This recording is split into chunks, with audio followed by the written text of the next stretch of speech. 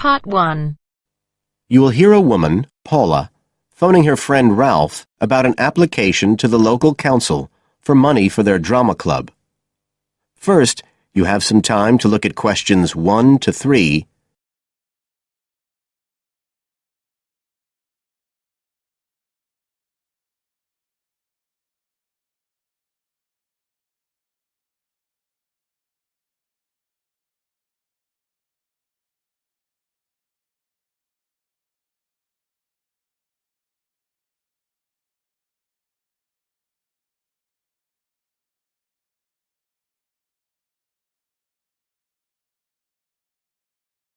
Now we shall begin. You should answer the questions as you listen, because you will not hear the recording a second time. Listen carefully and answer questions 1 to 3.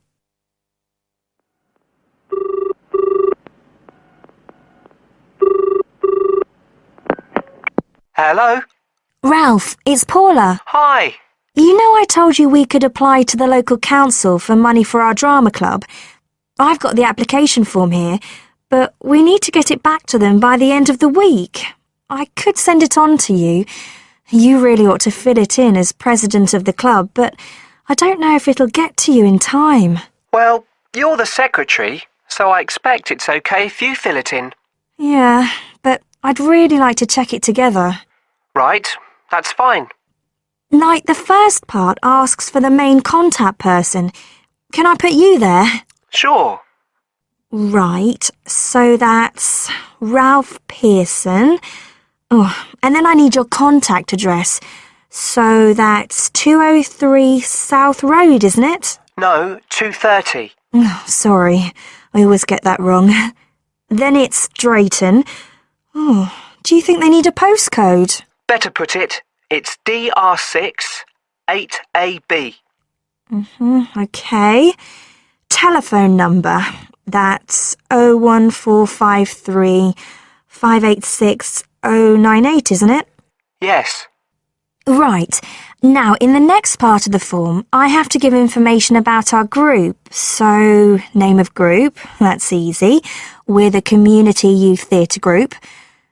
But then I have to describe it. So, what sort of information do you think they want? Well, they need to know we're amateurs, not professional actors. And how many members we've got. What's that at present, 20? 18. And should we put in the age range? That's 13 to 22. No, I don't think we need to. But we'd better put a bit about what we actually do. Something like members take part in drama activities. Activities and workshops? Okay. Right. That's all for that section, I think. You now have some time to look at questions 4 to 10.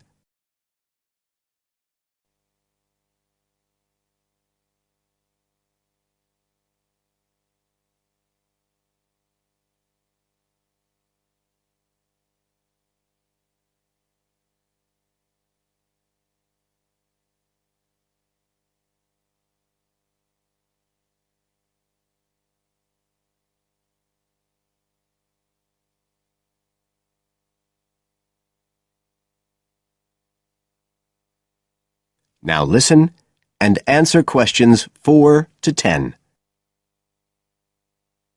Now, the next bit is about the project itself, what we're applying for funding for. So, first of all, they need to know how much money we want. The maximum's £500. I think we agreed we'd ask for 250, didn't we?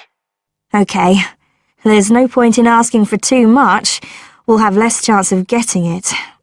Then we need to say what the project, the activity is. Right. So we could write something like, to produce a short play for young children. Should we say it's interactive? Yes, good idea. Right, I've got that. Then we have to say what we actually need the money for. Isn't that it? No, we have to give a breakdown of details, I think. Well, there's the scenery. But we're making that. We need to buy the materials, though. Oh, OK. Then there's the costumes. Right. That's going to be at least £50. OK. And what else? Oh, I just found out we have to have insurance. I don't think it'll cost much, but we need to get it organised. Yes, I'd forgotten about that. And we could be breaking the law if we don't have it. Good thing we've already got curtains in the hall. At least we don't have to worry about that. We'll need some money for publicity. Otherwise, no one will know what we're doing.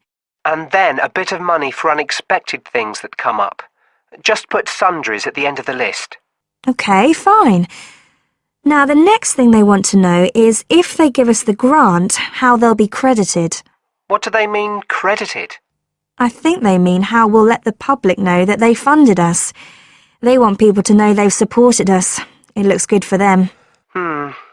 Well, we could say we'd announce it at the end of the play. We could make a speech or something. They might prefer to see something in writing. We'll be giving the audience a programme, won't we? So we could put an acknowledgement in that? Yeah, that's a better idea. OK, and the last thing they want to know is if we've approached any other organisations for funding and what the outcome was. Well, only National Youth Services. And they said that at present funds were not available for arts projects. Right, I'll put that. And then I think that's it. I'll get that in the post straight away. I really hope we get the money. I think we've got a pretty good chance. Hope so anyway. Thanks for doing all this, Paula. That's OK. See you soon. Bye. Bye. That is the end of part 1. You now have half a minute to check your answers.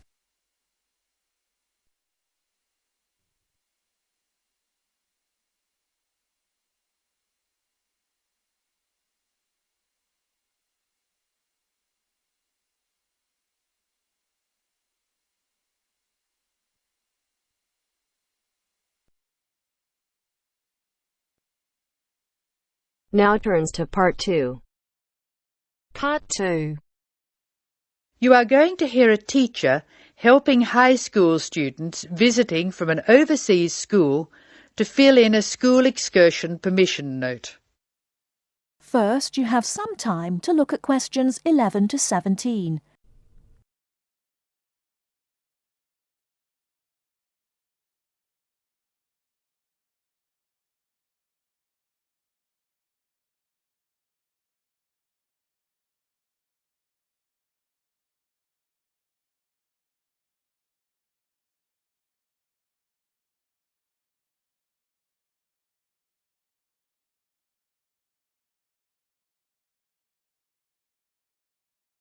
Now, listen carefully and answer questions 11 to 17.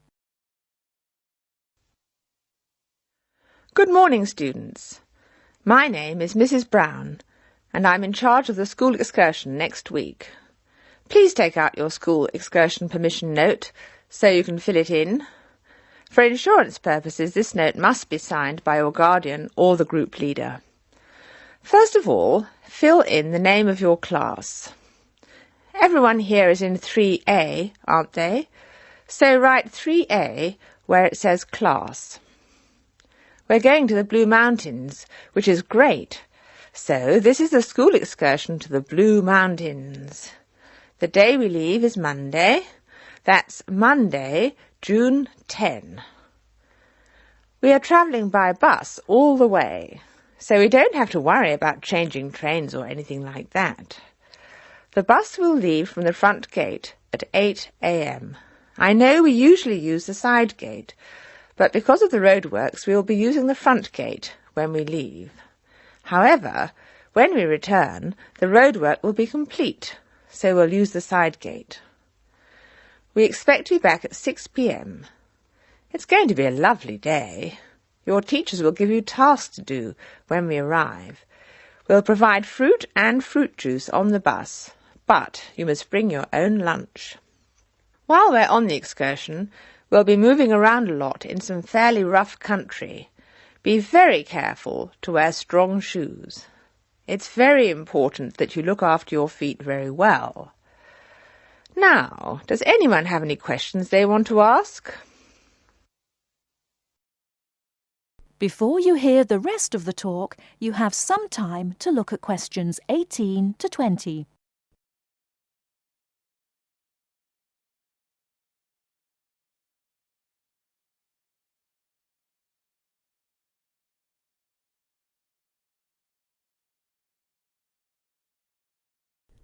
Now listen and answer questions 18 to 20.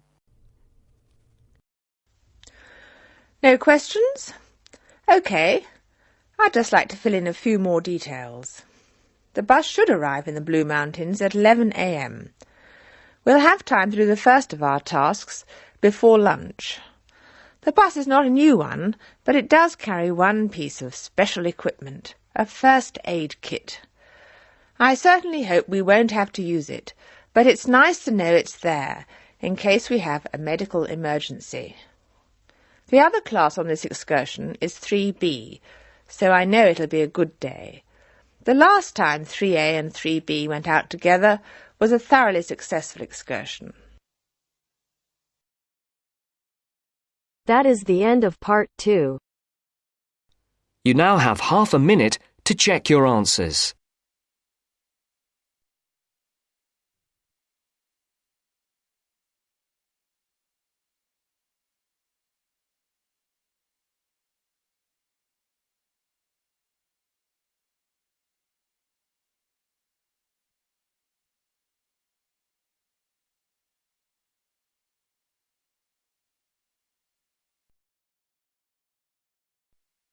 Now turns to part 3. Part 3. You will hear a talk on ocean spills. As you listen to the talk, circle the appropriate letter for questions 21 to 23. First, look at questions 21 to 23.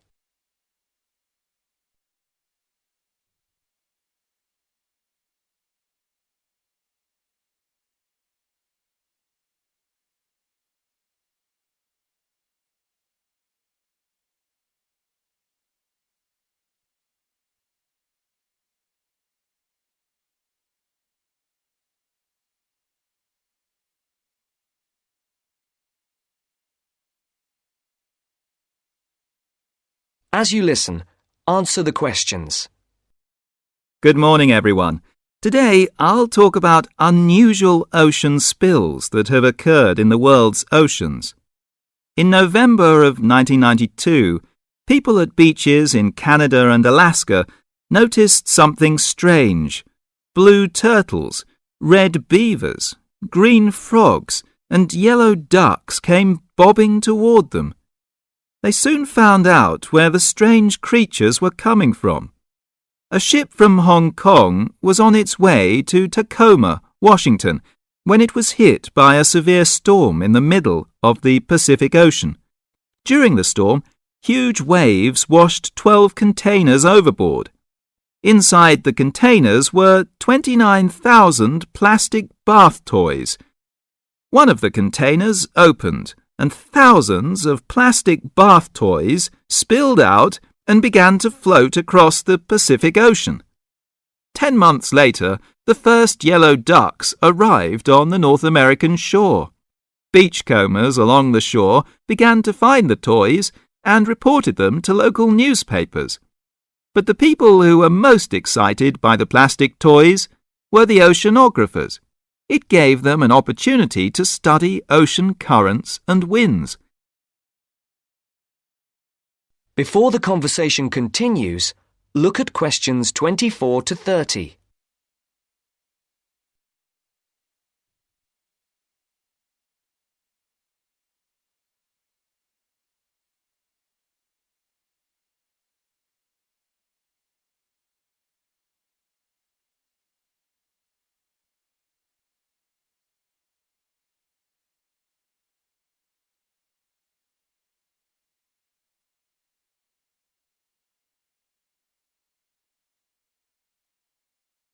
Now listen to the second part of the discussion.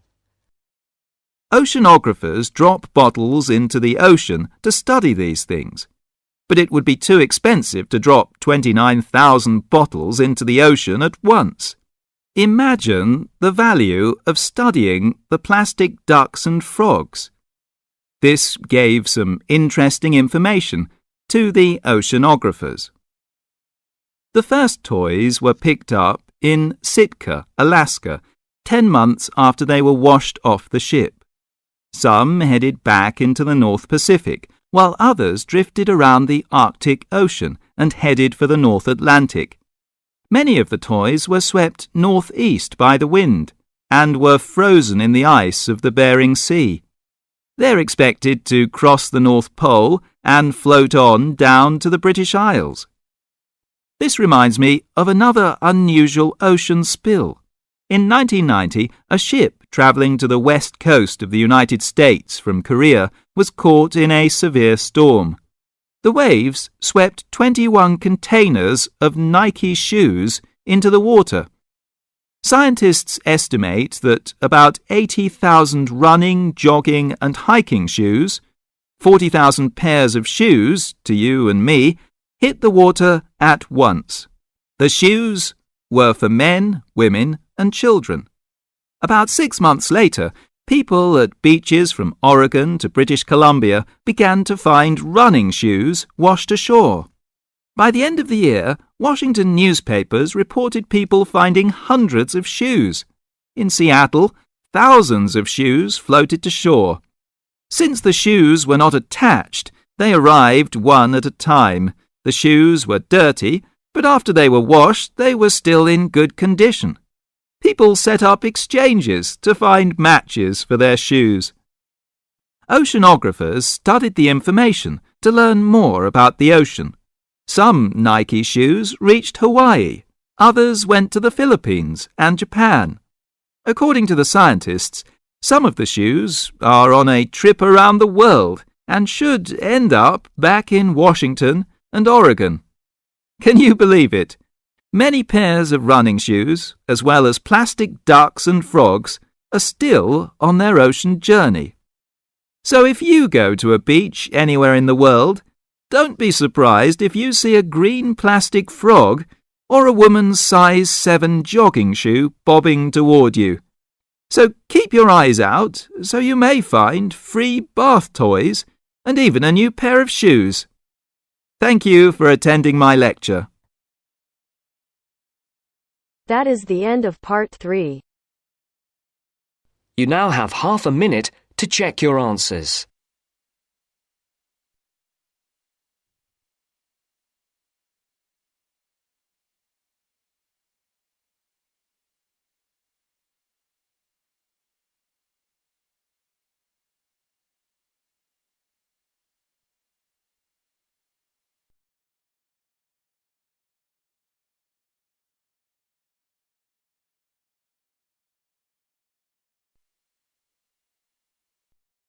Now turns to part 4. Part 4. We'll hear a speech by the Student Union Vice President for Finance. First, you have some time to look at questions 31 to 40.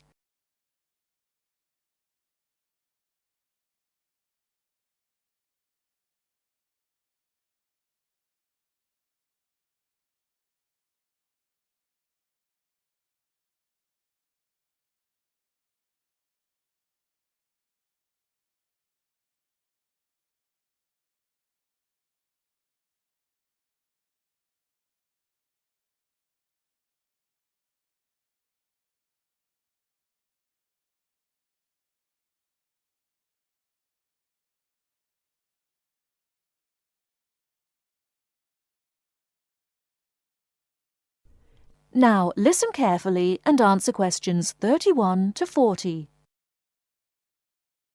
Now you will hear the speech. Hello, as VP Finance, my job is to oversee the spending of our grant to ensure that all areas of student union activity run efficiently and smoothly, without any financial headaches. I have a thoroughly efficient finance team.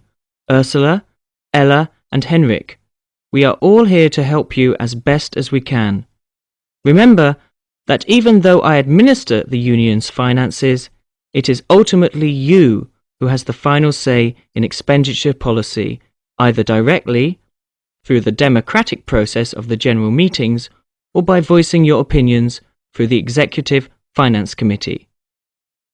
I would like to take this opportunity to thank last year's VP Finance, Martin Curry, for his excellent work in improving the financial running of the Union to what it is today. Finally, remember to enjoy yourself and to use the Union facilities and services to the full. And if you're still not satisfied, come and let us know why. Extra note, in order to maximise my time as VP Finance and to give a more efficient service to students, the Finance Office will only be open to students from 11 o'clock AM to 1 o'clock PM and 2 o'clock PM to 3 o'clock PM. The Cashier's Office will be open from 12 o'clock noon to 2 o'clock PM daily. That is the end of part 4. You now have half a minute to check your answers.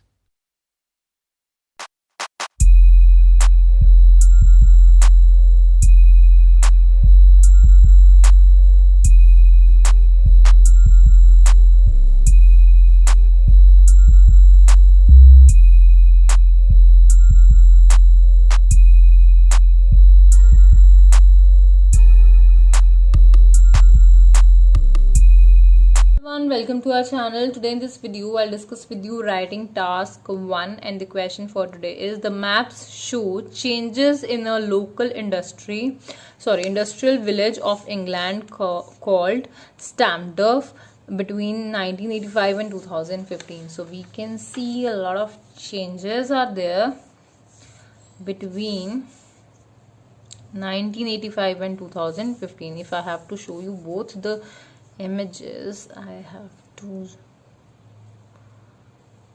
Okay, fine. Now we can see a lot of changes can be seen. This industrial area has been constructed here. This is the residential apartment. Here also we can see housing estate 2. This is housing estate 1. Nothing was there, right? This river, Thames River was there, and this road was connected with the wooden bridge in 1989, but now in 2015 it was connected with the metal bridge. So these inns, small roadside inns we can see here, has been shifted to this side, and this factory has been dismantled or destroyed from this and relocated to this area, industrial area, and a path has also been constructed to which connect it to the main road, which is Arlington Road. So let's see how we can write this. The rendered maps depict the transformations that occurred in a local industrial community called Stamford, which is located in England over 3 decades. Overall, the community has seen a significant renovation with numerous new facilities being installed. We have seen that a lot of modifications are there. Stamford appears to be a pretty simple community in 1985. The river Thames went through and dissected the village. So the river has dissected the village. We can see it has divided the village in 2 parts, the river Thames. The 2 sides of Arlington Road were connected by a wooden bridge. On the north side of the road, there were 3 modest roadside inns on the northwest corner. So here in the northwest corner, we can see 3 small or means modest roadside inns. A field was built across from the inns. Furthermore, a large factory was developed on the southeast side. So here in the southeast side, a factory we can see, or generally we can see in the eastern direction, we can see a factory here, and a field was also there opposite to the small roadside inns. So here we can write a field was built across opposite to the However, numerous alterations can be seen in 2015. The wooden bridge was abolished and rebuilt with a steel bridge. So we can see that this has been rebuilt with a steel bridge, and this used to be a wooden bridge. The tiny inns were also relocated to the southeast corner. So if we see the graph, these small roadside inns were also moved to the southeast corner, and the large factory was dismantled and a brand new industrial zone equipped with 2 industrial staff cottages was built on the extreme north side. Now if we see that this factory has been dismantled, and in the north side an industrial zone has been built, and with that industrial staff quarter were also built near the industrial area. Now the field has also repositioned near to the Thames River. So this field has also repositioned. It has to be here in 1985, but now in 2015 it has been shifted near to the Thames River. There were 2 housing estates constructed, one on the west side and one on the south side. So 2 housing estate can be seen, one to the west side and one is in the south side, and a lot of plantation can also be seen. Like here also see there is no plant, and in 2005 a lot of plantation took place. Lastly, massive plantation took place. So this was for today. If you like the video, do hit the like button and subscribe to our channel. I'll meet you in the next video. Till then, bye bye, take care.